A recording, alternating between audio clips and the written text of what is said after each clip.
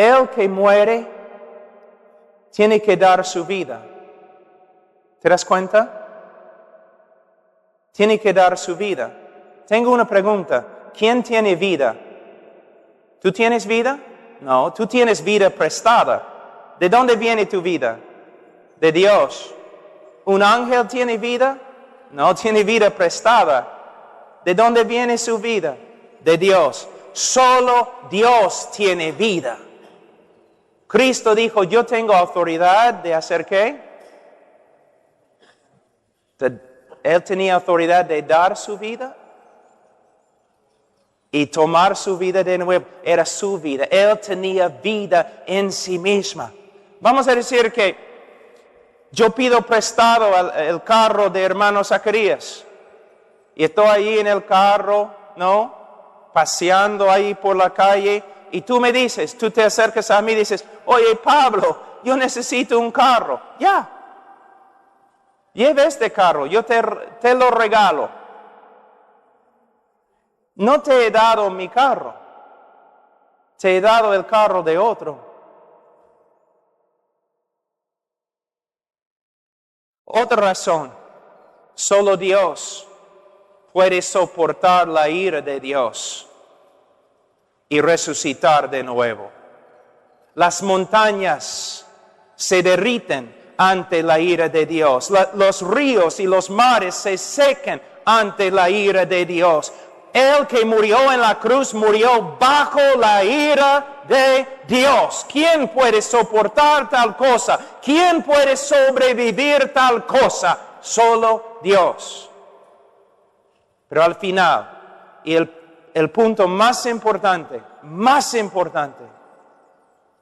una vez cuando yo estaba predicando en una universidad en los Estados Unidos, un estudiante se paró ahí en el auditorio y dijo, tengo una pregunta para ti. Bueno, dime. No es justo. ¿Qué?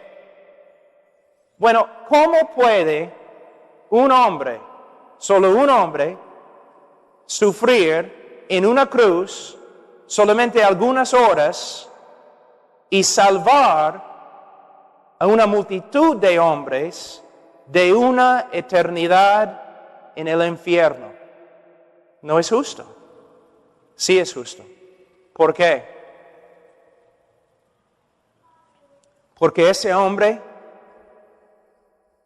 tenía más valor que todos los demás hombres y ángeles juntos. Cuando los teólogos hablan de la perfección del sacrificio de Cristo, no solamente están diciendo que su sacrificio era santo, sino su sacrificio era de un valor infinito. Un hombre no tiene valor infinito. Un ángel no tiene valor infinito. Solo Cristo, siendo hombre, siendo Dios, tenía el valor infinito para morir y comprar una multitud de hombres. Por eso es necesario que la propiciación sea hombre y la propiciación sea divino, sea Dios. Cristo murió por nosotros. ¿Pero cómo murió? Hace años yo estaba en Europa, yo estaba dando una conferencia, creo que en Rumania o Moldavia o un sitio así, enseñando en un seminario de los alemanes. Entonces, después de mi clase, me retiré a la biblioteca. Estaba buscando un libro para leer todo en alemán. Por fin encontré un libro, La Cruz de Cristo. No de Juan Stott, sino de otro autor. La Cruz de Cristo. Entonces bajé el libro, empecé a leer. Eso es lo que él dijo.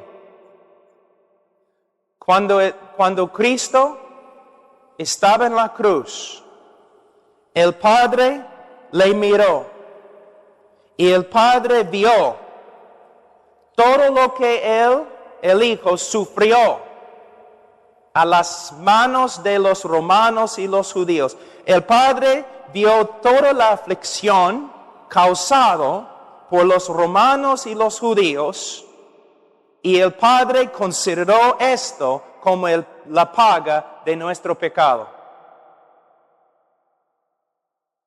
¿Me escuchaste? Es herejía.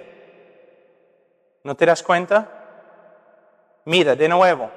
Cuando Cristo estaba en la cruz, el Padre miró a su Hijo y Él vio toda su angustia y toda la aflicción de Cristo causado por los romanos y los judíos, los clavos y la lanza y corona de espina y todo lo demás, y Él consideró este sufrimiento como paga de nuestro pecado. Tú dices, sí, herejía.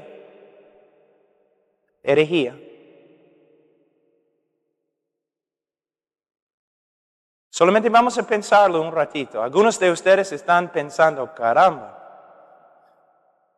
herejía.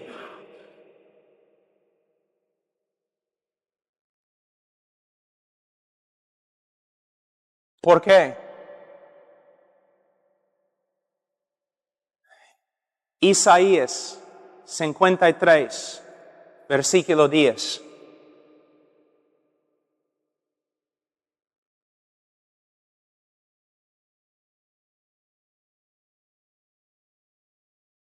Con todo eso, Jehová quiso quebrantarlo, sujetándole a padecimiento. De nuevo, Jehová quiso quebrantarlo. Todos los hombres son pecadores, todo el pueblo de Dios, pecadores. Ahora, ¿qué hemos dicho hasta ahora? Para perdonar, Dios tiene que ser justo. Él no puede negar su justicia y simplemente perdonar. Él tiene que ser justo y tiene que perdonar. Su justicia demanda la muerte del culpable bajo la ira de Dios. Para pagar por nuestros pecados, Cristo tuvo que morir bajo la ira de su propio Padre. Su Padre lo quebrantó en la cruz. Ahora, en el libro de Mateo, nosotros entendemos en capítulo 27 que Cristo clamó de la cruz, ¿no? ¿Qué clamó? Padre mío, ¿por qué me has abandonado? Yo escucho a veces los evangelistas diciendo, el Padre no podía mirar a los sufrimientos de su Hijo. Él tuvo que mirar por otro lado, porque no podía soportar los sufrimientos de su Hijo. Herejía.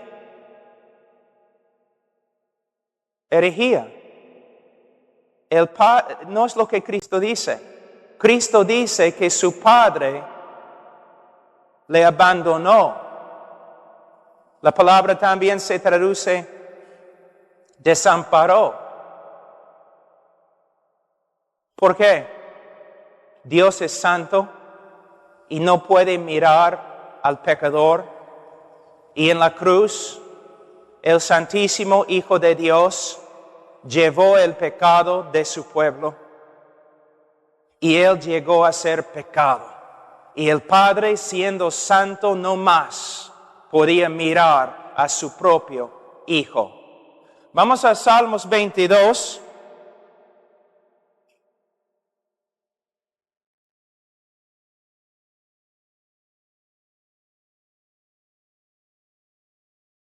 Salmos 22. En el tiempo de Jesús, la Biblia hebrea no tenía capítulos y versículos.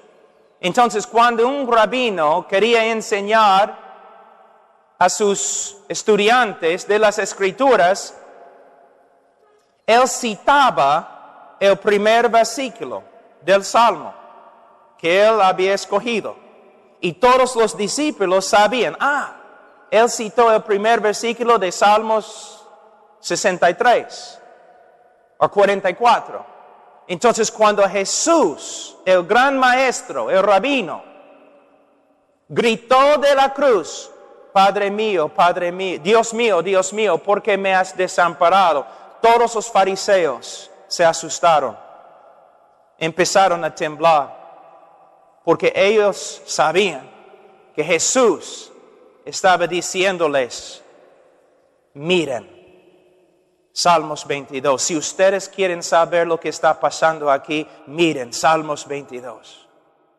¿Qué dice? Versículo 1. Dios mío, ¿por qué me has desamparado? ¿Por qué estás tan lejos de mi salvación y de las palabras de mi clamor? Dios mío, clamo de día y no respondes, y de noche y no hay para mí reposo. Podemos ver su angustia. Ahora en versículo 4 vemos su argumento. En ti esperaron nuestros padres, esperaron y tú los libraste. Clamaron a ti y fueron librados. Confiaron en ti y no fueron avergonzados. Padre, en toda la historia del pueblo de Israel, siempre, cuando uno clamaba a ti, tú respondías con salvación. Pero yo, tu hijo, estoy aquí clavado a una cruz y clamo a ti y no respondes. ¿Por qué? La respuesta, versículo 3. Pero tú eres santo, versículo 6. Mas yo soy gusano y no hombre, oprobio de los hombres y despreciado del pueblo. El Santísimo Hijo de Dios llevó nuestro pecado, y su Padre, siendo santo, lo desamparó. Vamos a los folletitos que usamos en el día de hoy, ¿no? Dios está acá, el hombre está acá, hay un abismo entre los dos. Por causa del pecado hay una separación tremenda. Dios es santo, el hombre pecador. Bueno, ¿cómo vamos a cerrar la separación? ¿Cómo vamos a unir los dos?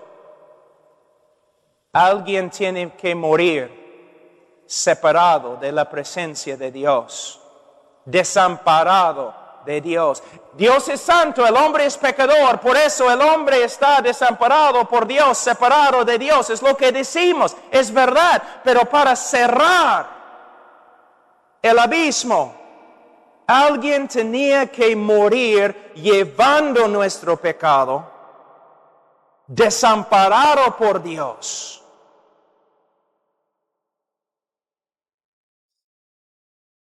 ¿Qué dice Hebreos? Cristo sufrió fuera de las puertas de la ciudad, desamparado por Dios, rechazado por su pueblo.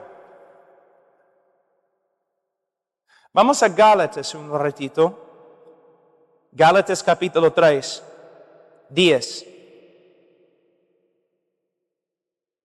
Porque todos los que dependen de las obras de la ley están bajo maldición. Pues escrito está, maldito todo aquel que no permaneciere en todas las cosas escritas en el libro de la ley para hacerlas. Cada hombre ha desobedecido la ley de Dios. Cada hombre inconverso. Y nosotros también antes de nuestra conversión. Todos los hombres están bajo una maldición. ¿Qué significa? Muy difícil definir, explicar lo que significa ser bajo una maldición.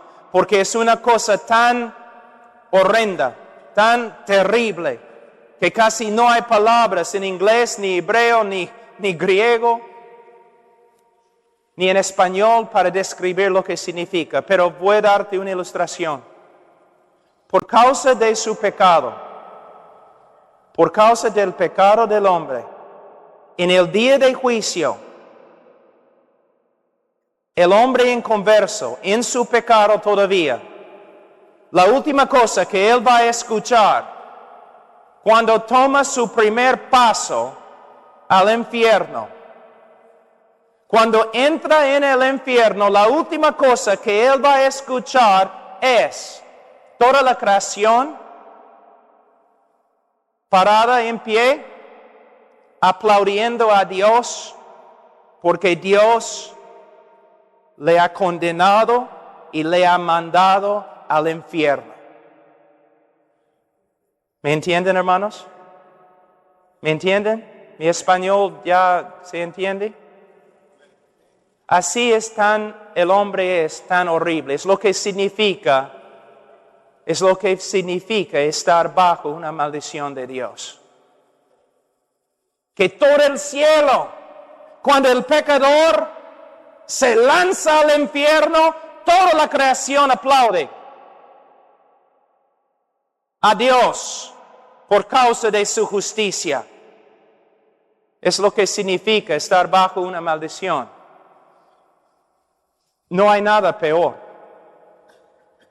Ahora, versículo 13. Cristo nos redimió de la maldición de la ley, ¿cómo? Hecho por nosotros maldición. No entiendes este versículo, yo tampoco, porque si nosotros entendiéramos este versículo, estaríamos llorando en ese momento. Cristo nos redimió de la maldición de la ley. ¿Cómo? Por medio de llegar a ser una maldición ante su propio Padre. Todo el pecado que te debe condenar bajo la ira de Dios para toda la eternidad, Cristo llevó en la cruz.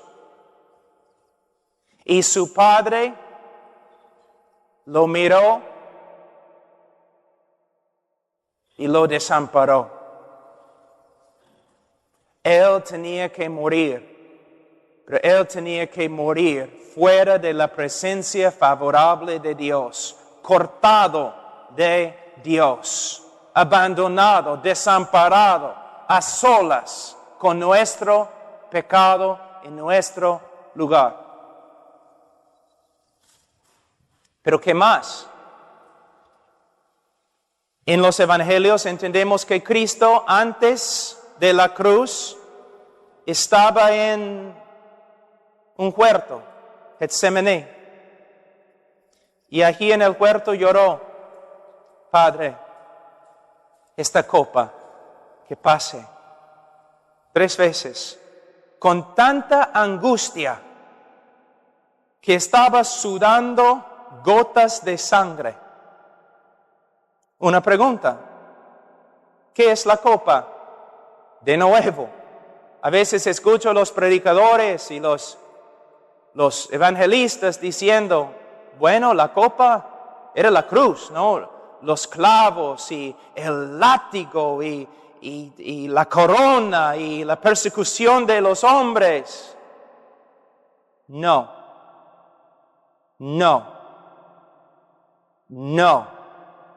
Tengo una pregunta.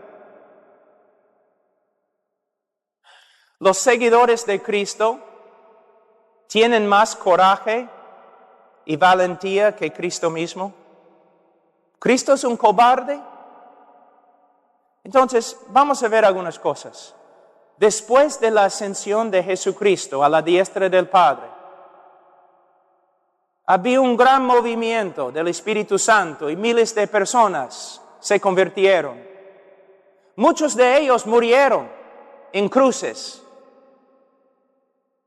En los más que 20 siglos que han pasado, algunos dicen que más que 50 millones de cristianos han muerto como mártires. A través de la historia, los libros, relatos que tenemos acerca de ellos, muchos de ellos se iban a la cruz cantando himnos con gozo.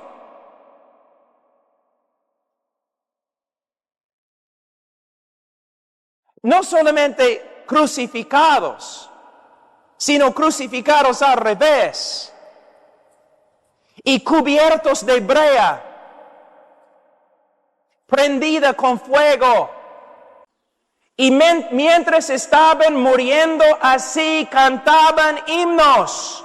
Entonces tenemos discípulos que van a la cruz cantando con gozo, pero el capitán de su salvación está en un huerto, escondido, llorando, con tanta angustia que está sudando gotas de sangre. ¿Ustedes pueden ver el problema?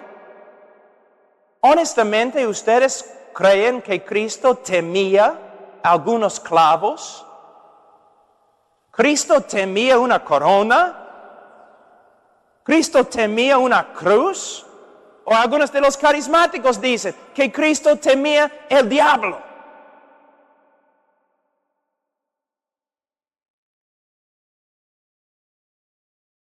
Yo te digo lo que causó la angustia, la copa. A través del Antiguo Testamento, especialmente en el libro de Salmos y Jeremías. Sí, voy a resumir un montón de textos en una pequeña frase. Dios básicamente dice así: por causa de la rebeldía de las naciones y la iniquidad de los pueblos, yo voy a darles la copa de mi ira, y van a beberla a la fuerza, y van a morir. ¿Qué estaba dentro de la copa? La ira de Dios, la furia de Dios contra ti. Alguien tenía que morir bajo la ira y la furia de Dios para apaciguar su ira contra nosotros. Es lo que sucedió a Cristo. De nuevo, en Isaías 53.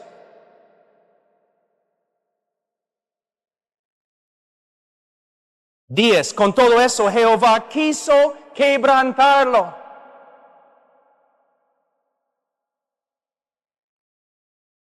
Dios quebrantó, aplastó, hizo sufrir hasta la muerte a su propio Hijo. Por causa de nuestro pecado, nosotros debemos morir bajo la ira de Dios en el infierno para siempre. Para perdonar a los culpables y todavía ser justo, el Hijo de Dios tuvo que morir en nuestro lugar bajo el castigo nuestro, separación de Dios y la ira de Dios.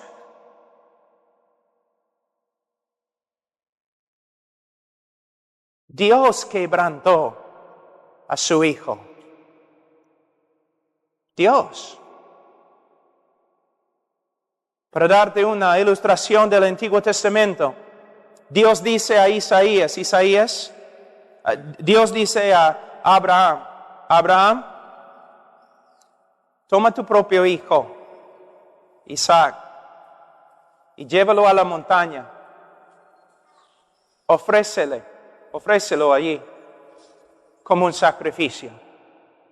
Tu único hijo, Abraham, sacrifícalo. Abraham obedece. Su hijo está allí en el altar. Abraham con el cuchillo, así. Y su voluntad, cuando su voluntad se rinde a la voluntad de Dios, Dios lo para. Y tú dices, no, qué lindo fin de la historia. No es el fin de la historia, Es la intermisión. Es la parte entre dos películas. Intermedio. No es el fin, es el intermedio. Años y años y años después, cuando el tiempo fue cumplido, Dios mismo puso su propio Hijo en un altar y tomó el cuchillo y mató a su propio hijo. Alguien tenía que morir bajo la ira de Dios, separado de la presencia favorable de Dios. Ahora, hermanos, algunos de ustedes han escuchado cosas que nunca habían escuchado. Pero todos nosotros decimos, predicamos el Evangelio. No predicamos el Evangelio. Predicamos 4 leyes espirituales y 5 cosas Dios quiere que sepas. Y pasamos a la gente por algunas etapas y si ellos dicen sí en cada etapa, al final como el Papa, nosotros los pronunciamos salvos. ¿Me entienden, hermanos? El Evangelio. Nosotros decimos, pero tú sabes que Cristo murió por ti, pero ni el evangelista sabe lo que significa. Por eso no tiene pasión. Mira lo que ha sucedido. Mira lo que Dios ha hecho por nosotros. Su propio Hijo ofreció. Él desamparó a su propio Hijo. Él quebrantó a su propio Hijo. Y su Hijo murió. Y al tercer día su Hijo resucitó. Su resurrección es muy importante, solamente un texto, Romanos capítulo 4, versículo 25, el cual fue entregado por nuestras transgresiones y resucitado para nuestra justificación. La preposición acá sería mejor traducida, el cual fue entregado por nuestras transgresiones y resucitado por causa de nuestra justificación. Y lo que significa es lo siguiente: cuando Dios resucitó a su propio Hijo de la muerte, Él estaba dando una señal pública que su sacrificio fue suficiente para pagar por todos los pecados de su pueblo. Y ahora podemos ser justificados porque Cristo y su obra son perfectas. Es la declaración de Dios que sí, su muerte, su sufrimiento fue suficiente. Y Cristo resucitó y ascendió a la diestra de su Padre. Él es Rey de reyes, Señor de señores y el único Salvador. Y ahora, la invitación no es, ahora, si quieres una vida mejor, ¿no te gustaría repetir esta oración y pedir a Cristo que entre en tu corazón? ¿Pueden ver cuán horrible está la invitación? No, la invitación bíblica es para la gloria de su Hijo, para el beneplácito de su Hijo, para el gozo, el honor de su Hijo. Dios demanda que todos los hombres se arrepientan y crean en el Evangelio. No importa lo que te cueste. Nosotros, yo creo que los predicadores en el día de hoy de verdad creen que Cristo y su muerte no tienen mucho valor. Porque ellos dicen, mira, Cristo murió por ti. Si vienes a Él, Él va a arreglar tu vida. Debes venir a Él si no arregla tu vida. Debes venir a Cristo porque Él va a ayudarte económicamente. Debes venir a Cristo aunque mueras en pobreza, porque Él es digno. Debes venir a Cristo porque Él va a arreglar tu matrimonio. Tu matrimonio no es tan importante como Cristo. Debes venir a Cristo para la gloria de Cristo, porque Cristo es merecedor de toda tu fe, toda tu obediencia. Tú debes creer en Cristo aunque te mande al infierno.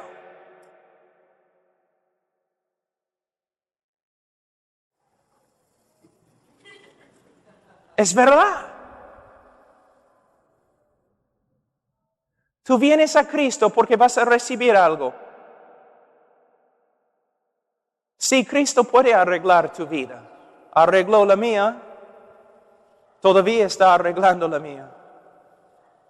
Pero hermanos, ¿qué es eso? Nuestra manera de ofrecer a Cristo a los hombres deshonra a Dios.